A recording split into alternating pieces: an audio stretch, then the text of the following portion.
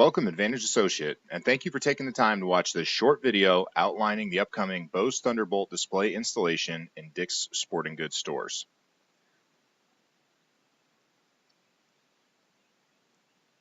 The first step to your installation will be a pre-call to each location 48 to 72 hours prior to your planned installation date. During this pre-call, you'll ask the store if they've received their Bose display and Logier lockbox pallet. Want to ensure that they've removed the existing GoPro display from the end cap where the Bose display will be installed. They may have placed a Bose Coming Soon stanchion sign on that end cap. Secondly, you'll ask if power is located on the gondola. Note the location of the adjacent GoPro display here. Behind that display is typically where the power source will be in the form of a power strip. In this location, the power was located underneath the end cap base deck where the display will be installed. If this is the case, you'll need an extension cord to properly complete the installation. During your pre-call, ask the store if they have one available. If power is only accessible beneath the end cap base deck and there's no extension cord available, you will not be performing the install on your planned date. You'll need to reschedule that visit until the store has an extension cord. Let's install the display. You'll need some tools, a pry bar for potentially disassembling the crated pallet, flathead screwdriver, Phillips head screwdriver, rubber mallet for gondola adjustments only, and potentially a hammer, which can also be used for uncrating the Bose display and Logier lockbox.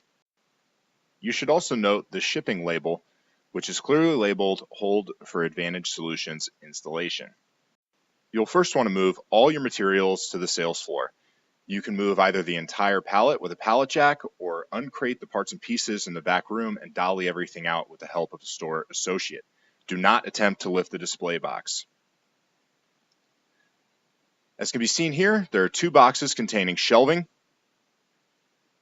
one box containing two side panels for the lockbox, and one gap filler strip for the front of the lockbox or the top of the glass doors. If you don't immediately see the filler strip box, the filler strip may be loose in one of the other boxes. You'll receive another box containing the front of the electronics cabinet or the glass doors. You'll do yourself a tremendous favor down the road in the installation if you first analyze the base deck on which the display is to be built.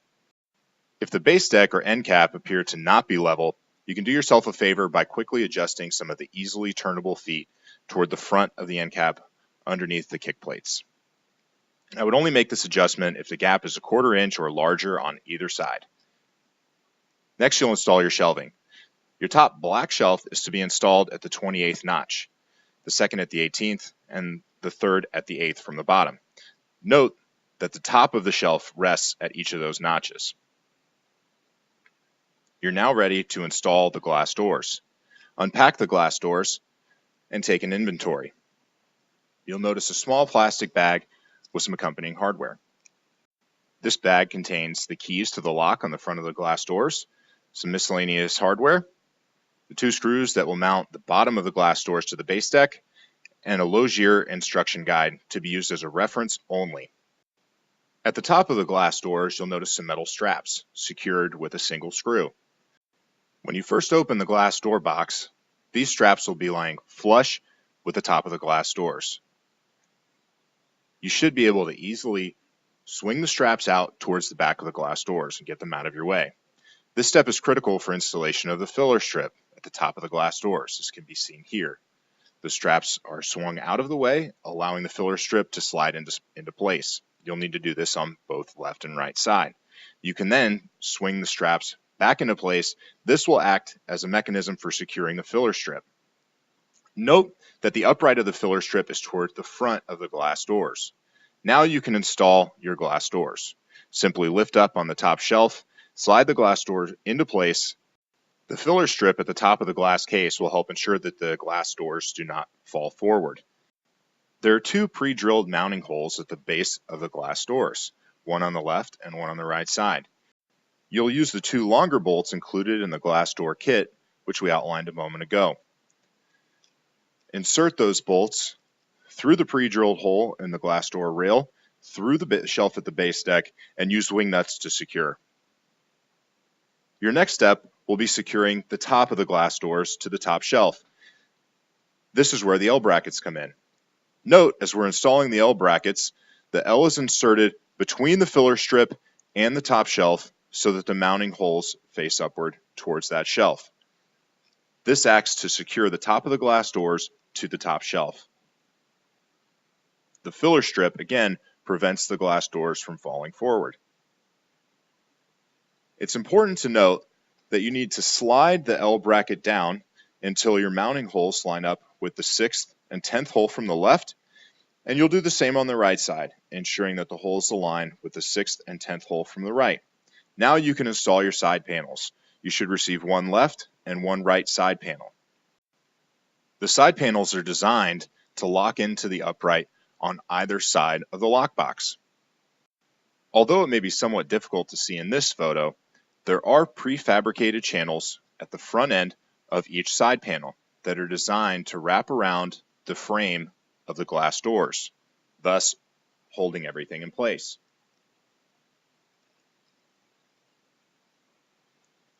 It's also important to note that the bottom of the side panel should slide between the base deck and the kick plate. This is just another feature that helps ensure the security of the lockbox.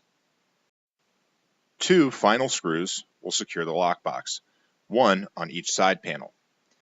It's important that you use a 1/2-inch carriage bolt and a standard nut, not a wing nut, to install these screws. That'll save you some frustration in one of the steps to come. Now, you're ready for your display. Since you brought your display to the sales floor, you'll need to open the display box, which is surprisingly easy. Remove the top of the box.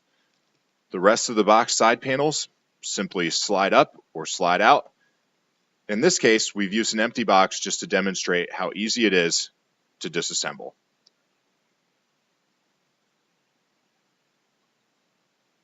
And voila, your Bose display. You'll notice that included in the shipment is a Bose version of the instructions. The version of the instructions posted to Jet is much more complete. What's important is the hardware, which can be seen installed here. Please follow along with the instruction document provided in Jet for proper bracket placement. Secure the bolts at the bottom of the bracket with wing nuts. Next, you'll lift the display. For this portion of work, you'll need to utilize a Dick's Sporting Goods associate. Always lift with your legs and never your back. You'll line up some prefabricated holes in the bottom of each side of the display with the bolts at the top of the bracket previously installed. Next, you'll open the display. Do this by carefully removing the top magnetic graphic from the right side only. This will expose 2 thumb screws, one on the far left and one on the far right. If the screws are tightened too much, you can utilize a Phillips head screwdriver to loosen the rest of the way using your fingers. You do not have to completely remove these thumb screws. Once they've been sufficiently loosened, the front of the display will simply flip down and reveal the display's internal components.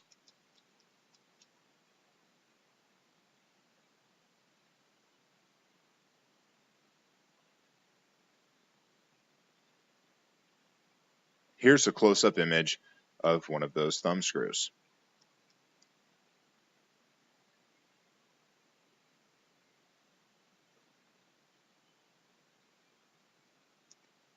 You can see here the bracket where the thumb screw secures the display. You can also see the top bolt from the bracket previously installed that we mounted the display over. This is where you'll install additional wing nuts. Now you simply reverse the process and close up the display. It should be noted that on the panel that flips down at the front of the display is a reset instruction sticker. Now you'll need to power on the display. In this case, we had to use an extension cord because the power was beneath the base deck of the display. At this point, the speakers will automatically start up and run through their initial sequencing. The power light on each speaker will blink until initialization is complete. You will know the initialization is complete because the display will audibly tell you. But please be patient, this process could take a little time. If the display does not properly boot up, you'll need to utilize the red hard reset button within the display, referencing the reset instructions sticker. Starting product initialization. Starting product initialization. Initialization complete. Initialization complete. Now you're ready to merchandise the glass case. Follow the planogram provided in your installation guide, which is loaded to your documents in JET. The store should have received a separate shipment with these new Bose items.